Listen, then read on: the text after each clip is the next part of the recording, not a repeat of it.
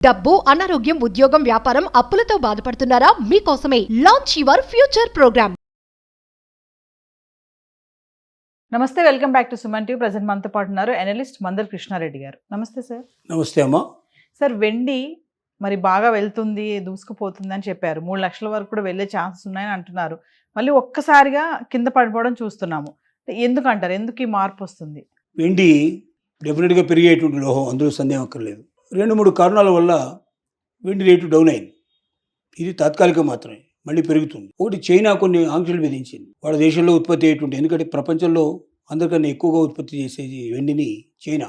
దాన్ని కంట్రోల్ చేసుకుంటూ దానికి అర్థమైంది రేటు బాగా పెరిగే అవకాశం ఉంది భవిష్యత్తులో అనే ఉద్దేశంతో వాళ్ళు పూర్తిగా కొన్ని నిబంధనలు విధించడం వల్ల బయటకు రాకపోవడం, అక్కడ నుంచి చైనా నుంచి వెండి రావడం ఆగిపోయింది. చైనా నుండి వెండి ఆగడం ఆగిపోయే వరకల్లా వెండి రేట్లు తగ్గాయి. పెరగాలి కదా. ఎందుకు తగ్గాయంటే కారణం ఏమిటంటే వెండి ఇతర దేశాలకు వెళ్ళినప్పుడు ఇక్కడున్న సుంకాలు అవన్నీ కూడా ఏవైతే ఉన్నాయో అవి తీసుకోవడం మానేస్తాయి. రెండోది, ముఖ్యమైన రష్యా యుద్ధం. యుక్రెయిన్తో రష్యా యుద్ధం దాదాపు 2-3 సంవత్సరాలు జరుగుతోంది. అక్కడ చాలా నష్టాలు వచ్చాయి, చాలామంది చనిపోయారు. యుక్రెయిన్ పౌరులు 2 లక్షల వరకు కూడా యుక్రెయిన్ పౌరులు చనిపోయారు. 1,00,000 కిలోమీటర్ల వరకు కూడా అంతకు పైగా రష్యా దాన్ని ఆక్రమించుకుంది.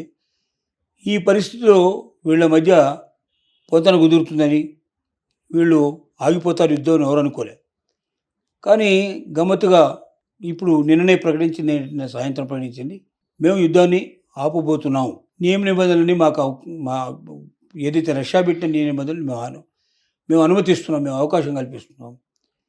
అది నియమాలు కఠినంగా ఉన్నా దానివల్ల మా దేశానికి కొంత నష్టం వచ్చినా యుద్ధం కన్నా నష్టం కాదు కాబట్టి మేము ఒప్పుకుంటున్నాం.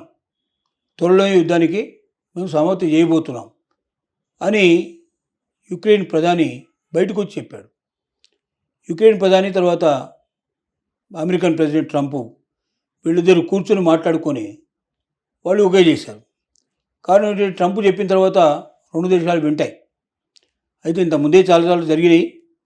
దాంట్లో రష్యా ఏం చెప్పిందంటే ఈ నియమాలు సక్రమంగా పట్టిస్తే మాకు అభ్యంతరం లేదు, మీరు ఆ నియమాలను వాళ్ళతో ఒప్పించండి, మేము యుద్ధాన్ని సమాప్తం చేస్తా అన్నారు. ఆ రకంగా నియమాలను వాళ్ళు ఒప్పుకున్నారు కాబట్టి తొందరలోనే సమాప్తం అవుతాను అంటున్నారు. యుక్రెయిన్లో కూడా బాగా వెండి ఉత్పత్తి అవుతుంది. రెండవది, యుక్రెయిన్కి రష్యాకు మధ్య యుద్ధం పెరుగుతున్నప్పుడు డాలర్ రేట్ ఎట్లా ఉంటుందో ఫ్లక్చువేట్ అవుతుందని భయం.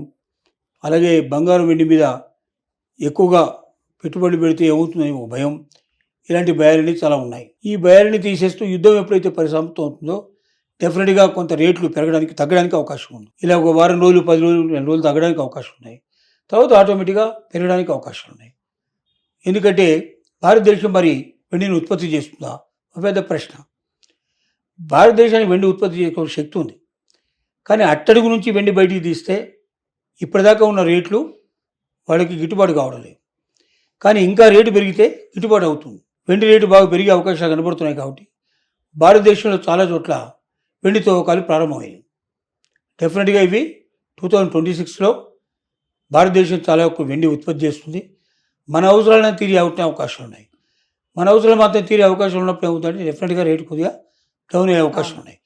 కానీ ప్రపంచం అంతా కూడా రేట్లు పెరిగినప్పుడు మనం రేట్లు తగ్గించడం మొత్తం సాధ్యం కాదు, కొద్ది % మాత్రమే సాధ్యమవుతుంది. కాబట్టి డెఫినెట్గా భారతదేశం వెండి ఉత్పత్తి చేస్తుంది. భారతదేశం వెండి ఉత్పత్తి చేసినా మనకే సరిపోదు కాబట్టి ఇంకా కొంత మనం బయట నుంచి తీసుకోవాల్సిన పరిస్థితి ఏర్పడుతుంది. కాబట్టి ప్రపంచ రేట్లతో మనం పోటీపడి ముందుకెళ్ళాలి. తద్వారా వెండి రేట్లు పెరిగేదే కానీ తగ్గదు. భవిష్యత్ అంతా వెండికే ఉంది. సామాన్యులు, మధ్యతరగతి వారు ఎక్కువ వెండిని కొనుక్కోవాలని మనం తెలియజేస్తున్నాం, వాళ్ళకి సలహా ఇస్తున్నాం. ఎందుకంటే బంగారం రేటుతో పోటీపడి వాళ్ళు ముందుకెళ్ళారు. వెండి అయితే చాలా తక్కువ చీప్లో దొరుకుతుంది. కాబట్టి ఇన్వెస్ట్మెంట్ చేసుకొని బంగారం కన్నా వెండిని కొనుక్కొని పెట్టుకుంటే తక్కువ రేట్లో వస్తుంది, ఎక్కువ లాభాలు సంపాదించి పెట్టే అవకాశం ఉంది.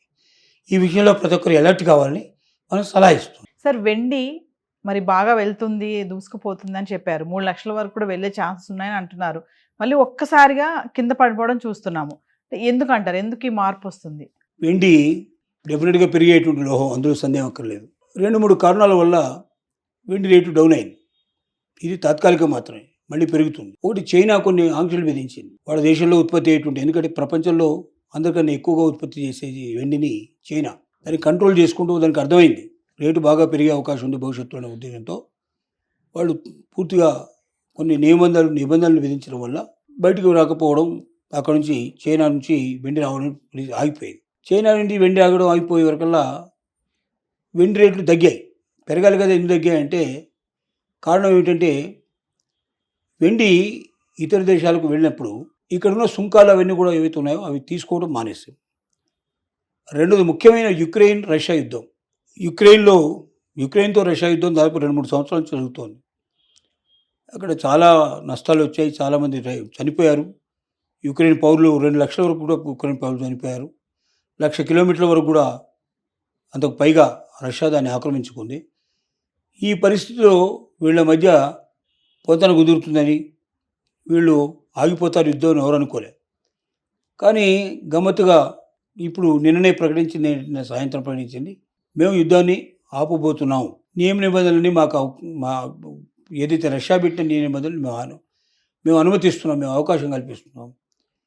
అది నియమాలు కఠినంగా ఉన్నా దానివల్ల మా దేశానికి కొంత నష్టం వచ్చినా యుద్ధం కన్నా నష్టం కాదు కాబట్టి మేము ఒప్పుకుంటున్నాం. త్వరలో యుద్ధానికి మేము సమ్మతి చేయబోతున్నాం అని యుక్రెయిన్ ప్రధాని బయటకు వచ్చి చెప్పాడు. యుక్రెయిన్ ప్రధాని తర్వాత అమెరికన్ ప్రెసిడెంట్ ట్రంప్ వీళ్ళిద్దరు కూర్చొని మాట్లాడుకొని వాళ్ళు ఒకే చేశారు. కారణం ఏంటంటే ట్రంప్ చెప్పిన తర్వాత 2 దేశాలు వింటాయి. అయితే ఇంత ముందే చాలాసార్లు జరిగినాయి.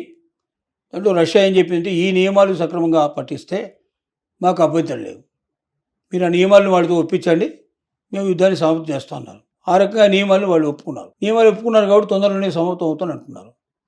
యుక్రెయిన్లో కూడా బాగా వెండి ఉత్పత్తి అవుతుంది. రెండవది యుక్రెయిన్కి రష్యాకు మధ్య యుద్ధం పెరుగుతున్నప్పుడు డాలర్ రేట్ ఎట్లా ఉంటుందో ఫ్లక్చువేట్ అవుతుందని భయం, అలాగే బంగారం వెండి మీద ఎక్కువగా పెట్టుబడి పెడితే ఏమవుతుందని ఒక భయం, ఇలాంటి భయాలని చాలా ఉన్నాయి. ఈ భయాలని తీసేస్తూ యుద్ధం ఎప్పుడైతే పరిసమాప్తం అవుతుందో డెఫినెట్గా కొంత రేట్లు తగ్గడానికి అవకాశం ఉంది. ఇలా ఒక వారం రోజులు, 10 రోజులు, 2 రోజులు తగ్గడానికి అవకాశం ఉన్నాయి. తర్వాత ఆటోమేటిక్గా పెరగడానికి అవకాశాలు ఉన్నాయి. ఎందుకంటే భారతదేశం మరి వెండిని ఉత్పత్తి చేస్తుందా ఒక పెద్ద ప్రశ్న. భారతదేశానికి వెండి ఉత్పత్తి చేసే శక్తి ఉంది, కానీ అట్టడుగు నుంచి వెండి బయటికి తీస్తే ఇప్పటిదాకా ఉన్న రేట్లు వాళ్ళకి గిట్టుబాటు కావడం లేదు.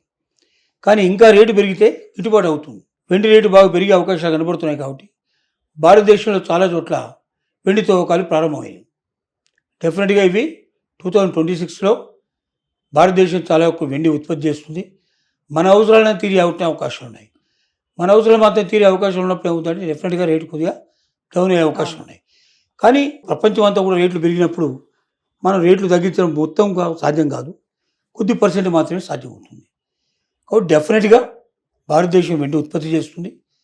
భారతదేశం వెండి ఉత్పత్తి చేసినా మనకే సరిపోదు కాబట్టి ఇంకా కొంత మనం బయట నుంచి తీసుకోవాల్సిన పరిస్థితి ఏర్పడుతుంది. కాబట్టి ప్రపంచ రేట్లతో మనం పోటీపడి ముందుకెళ్ళాలి. తద్వారా వెండి రేట్లు పెరిగేదే కానీ తగ్గదు. భవిష్యత్ అంతా వెండికే ఉంది. సామాన్యులు, మధ్యతరగతి వారు ఎక్కువ వెండిని కొనుక్కోవాలని మనం తెలియజేస్తున్నాం, వాళ్ళకి సలహా ఇస్తున్నాం. ఎందుకంటే బంగారం రేటుతో పోటీపడి వాళ్ళు ముందుకెళ్ళారు. వెండి అయితే చాలా తక్కువ చీప్లో దొరుకుతుంది.